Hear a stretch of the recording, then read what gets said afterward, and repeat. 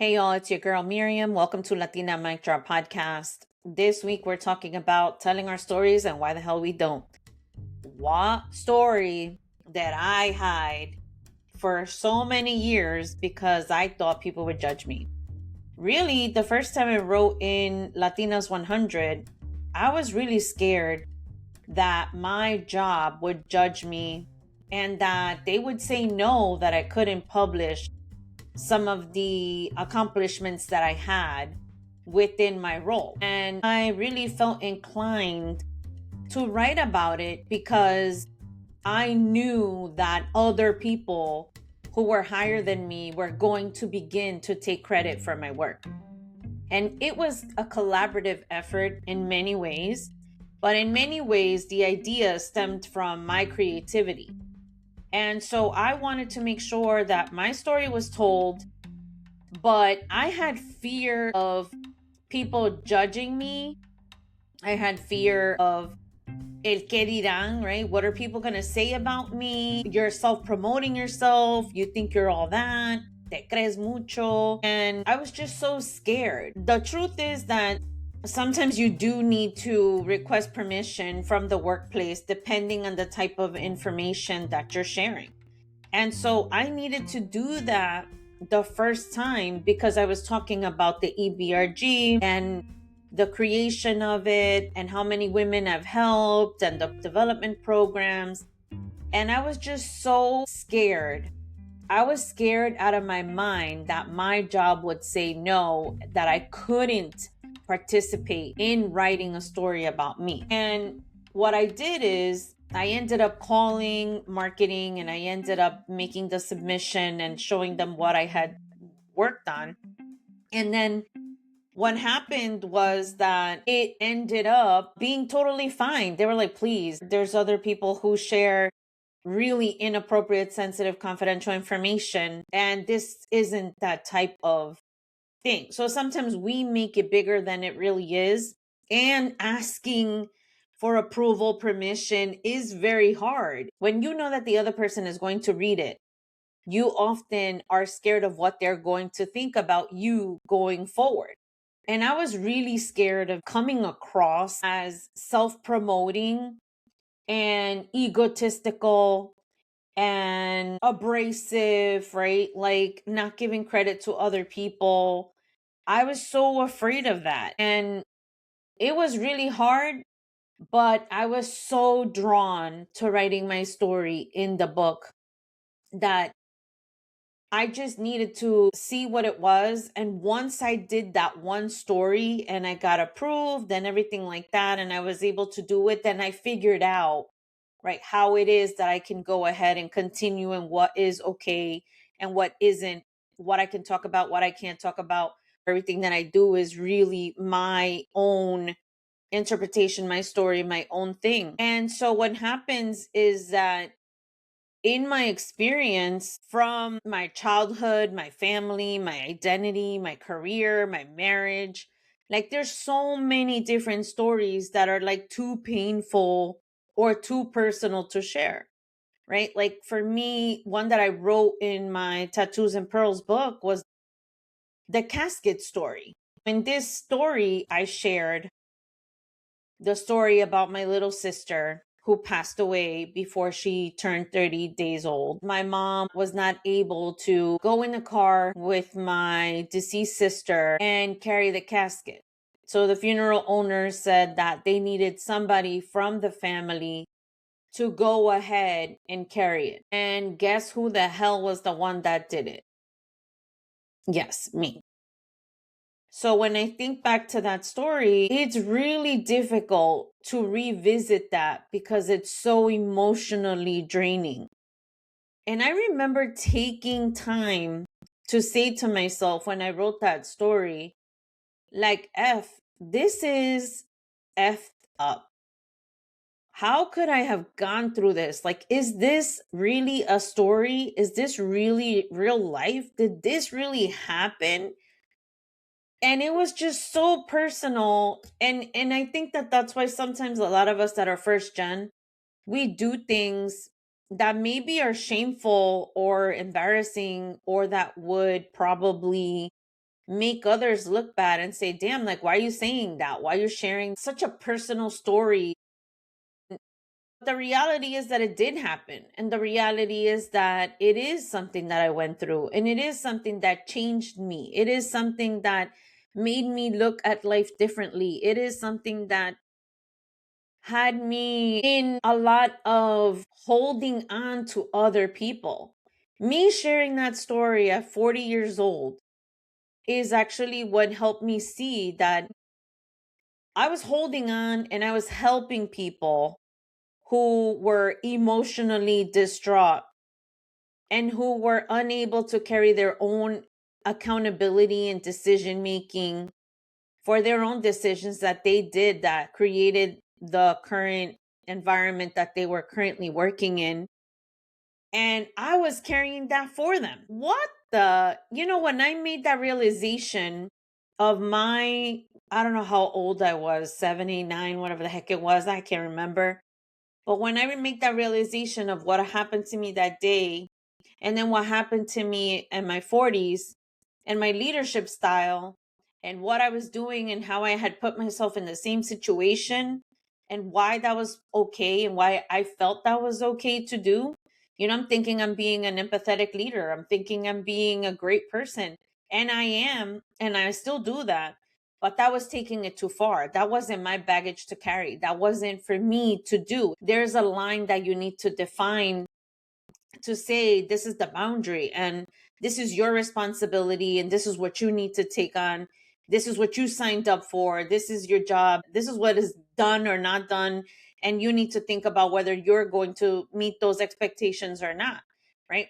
I set the expectations and I do mine and I keep up and I follow up and I keep people accountable, and that's my job. And I also do my own work that I have and my own projects and my own things. And so if I can do that, I don't need to be carrying everybody else, right?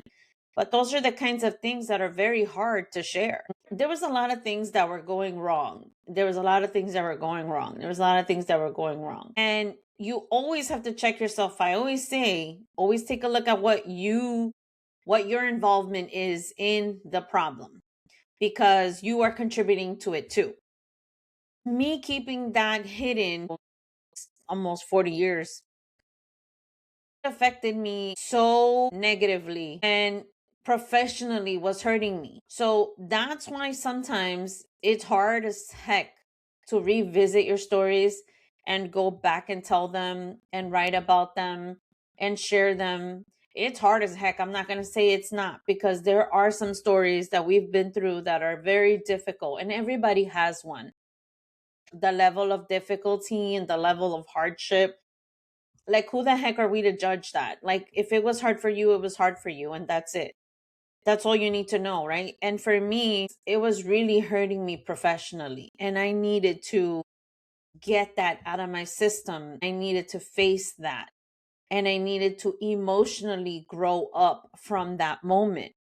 And physically, I just didn't want to carry it anymore. I didn't want the heaviness of that burden anymore within me, and to continue to carry that heaviness from other people who I was really like volunteering to do so.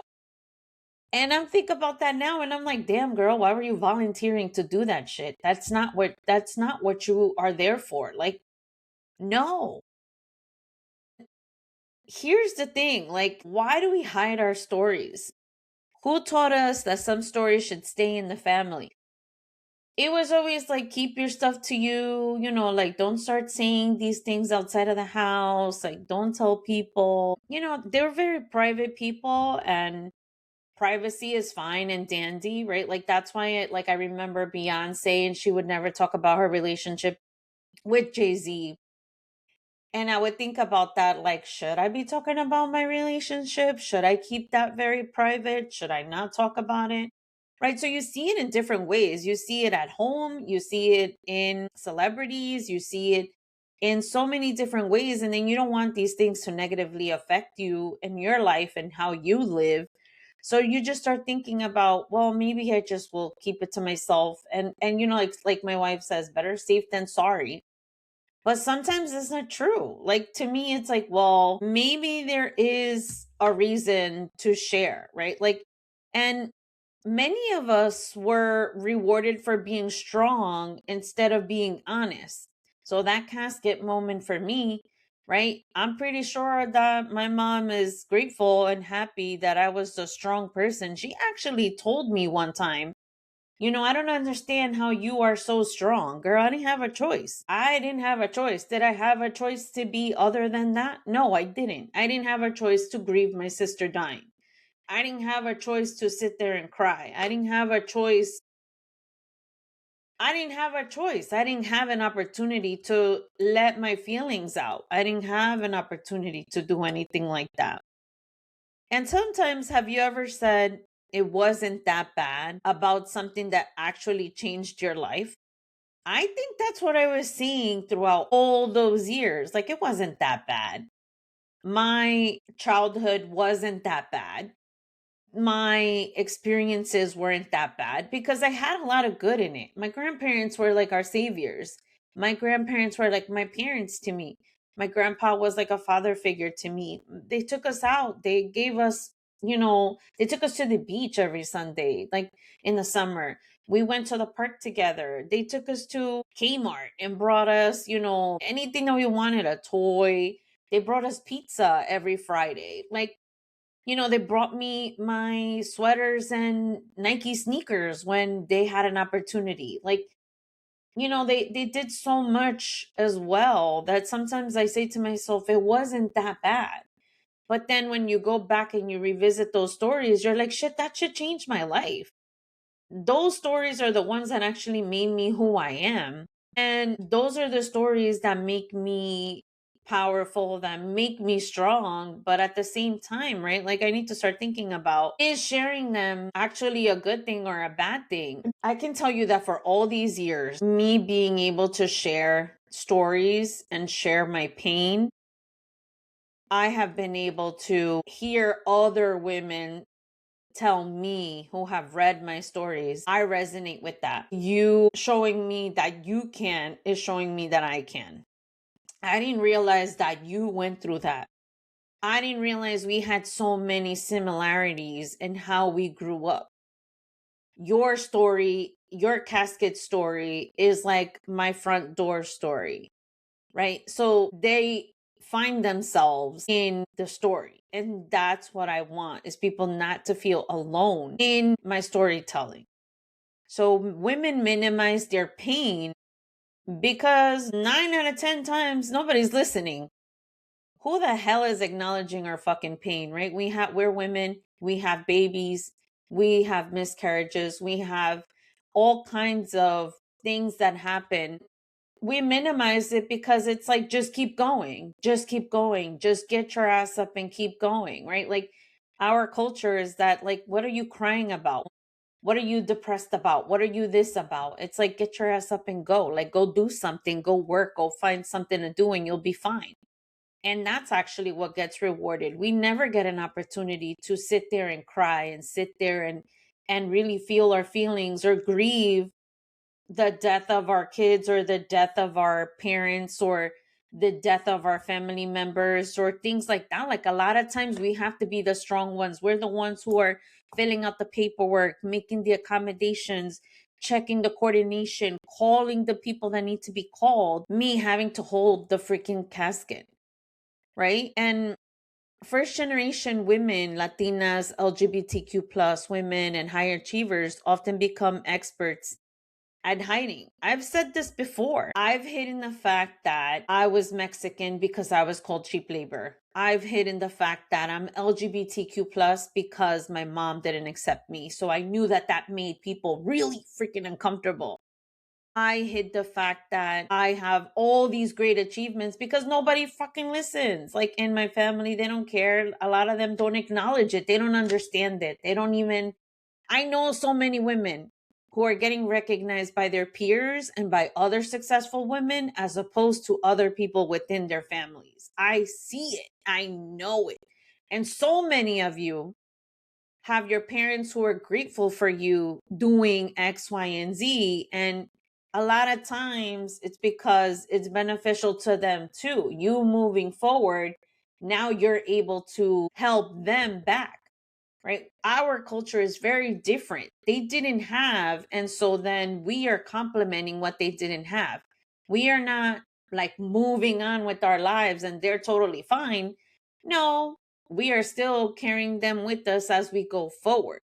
And that's the difference in our culture and the other cultures, not all of them, because some of them have the same cultural similarities in that sense, where we, the next generation, still continues to help their families because they weren't able to get anything or get further. They were able to get as much as they got. Now we are the ones who need to continue to do it. So hiding is actually what becomes a part of us. And hiding is also a form of protection, because a lot of times we were in difficult or in dangerous situations where we needed to stay quiet, or we would get beat, we would get laughed at, we would get judged, right? Like, that's part of a lot of the things that we go through. And what I want you to think about is, what did you learn about silence growing up? And what did silence cost you? So, another story that I share is the fact that my father was in the other room with my mom, and I didn't know if my mom was going to make it out of that room alive. And that story, I am in the other room under the covers with my little brother, and we are both fucking scared out of our damn minds. And we are both trying to figure out what the heck is going to happen next. And we're just hoping that my mom will make it. And we knew that if we made a peep, it would go worse for her and worse for us. So we knew that we needed to stay quiet. And so a lot of times, right, because other people have power, because other people have titles, because other people can hurt you, then what happens is that you tend to be silent, right? There's still some things that I can't talk about right now, especially like my immigration status in this world and how the world is and how things are going right now. Like, people are freaking calling immigration on their landscapers when they do jobs that they were called to do. So, like, it's a little bit crazy out there. Like, it's insane. I know so many people who are American citizens who are carrying their blue passports just in case. And so it doesn't just happen to just anybody. It's like to a lot of people. It's a lot of different things. And what it costs you sometimes is, for me, I knew that I learned to protect myself, and I learned to protect myself in many different ways. I was protecting myself so much that when I needed to expand and I needed to grow, I couldn't trust and I couldn't do it. I couldn't get outside of my own protection. And I always felt like a turtle. Like like I needed to have that hard shell around me to be able to protect myself. And whenever I needed to protect myself, or whenever I felt too much danger or I felt too much exposure, then I ended up reverting back into the turtle shell and leaving it at that instead of moving forward. And so here's what I want you to think about. The story isn't about you anymore at some point. What if your story just isn't for you? Like, who needed to hear your story 10 years ago? So, for me, I know right now, a lot of people that need to hear my story 10 years ago are those women who are now trying to figure out how to find love after divorce. Women who are trying to be maybe LGBT, maybe be gay, maybe be lesbian. That couldn't happen before for many women. I know women who are 10, 20 years older than me, and they can live a free life like I live. So it's not that easy. Like, these are stories that they need to be able to see. I found love after having kids and after my first real relationship. What would my younger self have needed to know? That I'm lovable. That I'm lovable. I said that in an interview. Somebody asked me that question, and I didn't even realize that. My younger self needed to know that I am loved and I am accepted. And I know now so many other individuals find themselves in the same predicament as I was in. And I still live because my mom still does not accept me. And there are times where I've heard other people's stories and felt less alone. So here's the thing, right? Like I mentioned, I read books all the time. When I was 18, I read a book about self-esteem, and that's when I realized that holy smoke, like my self-esteem is on the ground. I needed to pick myself up. And me reading about other women's stories is actually what helps me to understand that I'm not alone, that we are in this together, that I can find my community by sharing what I've been through. And the lessons that I've learned are possibly lessons that can help somebody else instead of them going through the hardship or waiting 20 years to see it. Maybe they can have an epiphany and have an awareness and an aha moment where through my story they get it instead of through a hardship. So when you realize your own story can become someone else's survival guide, I mean, that's why I wrote the book, Tattoos and Pearls, because Tattoos and Pearls really was demonstrating how I created a methodology that was able to help me. What was my mindset? What did I do? I was raising 3 kids by myself. I didn't have familial support in like financial. They would help me take care of my kids, but we didn't have no freaking money. We didn't have huge houses. Everybody was working. So how did I get through that time, right? And I write about that in the book because I want other women who find themselves to be here alone. Like everybody has a mom and a grandma and this and that, but a lot of them have to work in our communities. So how did you get through it? How did you go back to college after having kids? A lot of times they say to you, oh, you know what? Quit your job and this and that and all this other stuff. Hell to the no. Like some of us don't have that luxury where we could just quit our jobs and just go on to the next one. We need the money to continue to feed our kids. And that's what happened to me. But I wanted to go to college. And I knew that me going to college was what was going to help me. So how did I do that? Right. So I write that in the book because I want people to know, hey, you know what? There are organizations that actually pay for your tuition. I don't have debt like other people talk about because I went to school. No, I paid it as I went. They paid 85% of it. So I only had to pay the 20%. And I was set up at that time to be able to do so. So I didn't get into debt. It worked itself out. So there are ways for you to do things, right? And other people just don't know how. People think you have to go the traditional routes of going to get these big ass loans to go to school. And then you go and then you end up with all of this. But there's other ways to do it where you can get into organizations where they can help you pay for it. And it's never too late. I went back 15 years later. Never too late. So here's what I want to ask you. What lesson did your hardest season teach you? What do people come to you for advice about because you've lived through it? Here's why people don't share. People think they're oversharing, and there's a difference between oversharing and purposeful sharing. So, am I sharing to heal ourselves or to help others heal? Right? What makes a story valuable? Do stories need to be perfectly healed before we tell them? So, the power isn't in the wound, the power is in the wisdom you gained from it. So, a lot of times you have to be careful, right, about how you tell your story because sometimes people come across as complainy or victimy. And a lot of times, like a lot of people don't want to hear that side. They want to know what you learned from it. They want to know that you had adversity and then that something good came out of that.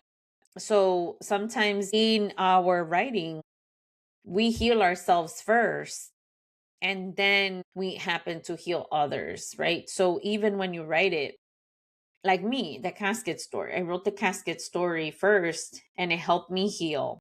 But then now I can repeat the story in a way that will help others heal and see themselves in going through something so difficult where they needed to carry somebody else's emotions and be a bigger person and not feel their own feelings and repress their feelings and silence their feelings and never even process their feelings, maybe. And so now you say, wait, I did have a similar situation like that. And now I see it. Now I need to see why, how, what I can do to make myself better. And it's always important to think about what stories are you still carrying. Me at 46, and I'm not 46 yet, but it's coming around the corner in a week. There are still stories that I carry. There are. And I want you to think about, what are the stories you're still carrying? I know that I have another book in me. I know that I have another maybe 2 to 3 books in me. I know that I have stories to tell for days. Like, I do interviews and people say, wow, you have stories for days. And that's actually how I ended up writing my own book and how I got the title. I was talking about my life and they said, damn, you should write a book about that. And so here are some rapid fire questions for you. What story do you tell yourself doesn't matter? What story changed your life? What story are you tired of carrying alone?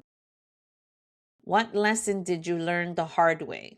I always tell myself, damn, why did I have to learn so many freaking things the hard way?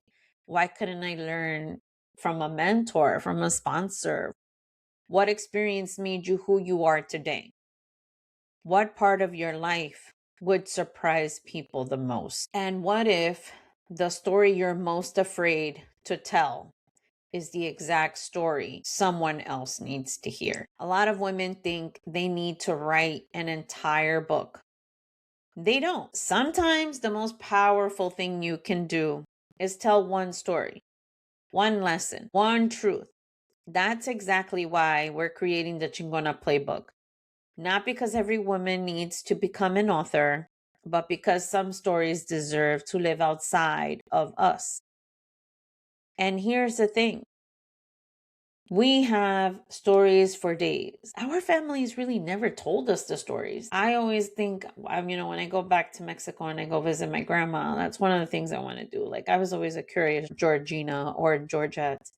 I always wanted to ask her, how was your life growing up? What did you do? How did you end up coming to the US? What prompted you to come? What did you do? What was your life like? What was your education like? Those are all the kinds of stories that I'm always wondering. What's one life-changing moment for you and your experience? Was it coming to the US? Was it marrying my grandpa? Was it going to school and something just clicked for you? Or was it like something you saw? Was it somebody that said something to you? I always have those kinds of questions because I want to learn, how did she become who she is? How is my grandma so strong? How does she have such an entrepreneurial spirit? She's out there in Mexico, probably 80s now, and selling chickens. She's out there with her farm, has chickens, has cows, and has land. How did you do this? And how do you continuously find a way to create the life that is peaceful? My grandma has always been peaceful and has always lived a good life with whatever she had and always had great lessons to teach me. I write about them, plenty of them in my book. I learned so much about life and so much about relationships with her. So much. Good and bad. And even how women thought before about what they should be doing and what they should be taking and what they should be. And then also like how she would stand up to my grandpa and what she would say to him and like how she became strong and all these things. So those are all the things that I think about.